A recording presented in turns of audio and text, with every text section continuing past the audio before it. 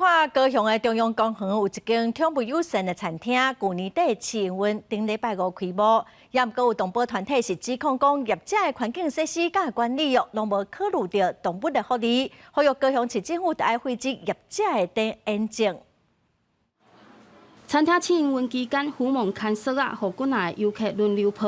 强制这个虎虻摆拍在那个水豚上面摆拍，然后后来那个虎虻就是从那个水豚上面就是摔落到地表。 动物团体甲民代初二指控，高雄中央公园内底的动物友善餐厅，顶礼拜五正式开幕，业者引入来水池、虎虻等大量动物，但动物团体对去年11月开始查封5摆，发现园区440片刷饲大约156只动物，大型贵宾狗已经有生烟可爱吸斑行为。这个展场居然可以透过饥饿，然后来逼迫这一些亲人，然后互动性高的鹦鹉。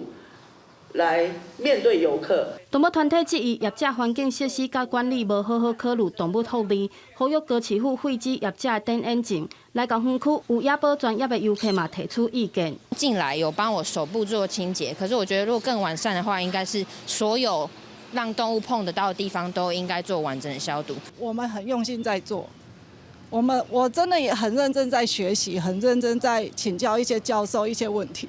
业者回应相关环境有请教过专家教授，会对争议状况做了解。市府表示有邀请动物专家实地审查，要求业者照意见改善了才通过审查。审查过程都严格把关，包含了提升饲养环境、增设遮蔽、优化饮食和医疗照护等。业者也积极改善，确保动物的良好生活品质。公安局表示，会甲动保处无定期稽查，确保动物福利。动保处嘛强调，若查到业者有等眼，也是照顾不当，会照动物等眼管理办法要求限期改善，无改善会废止证照。公司新闻陈焕武、寇正准高雄报道。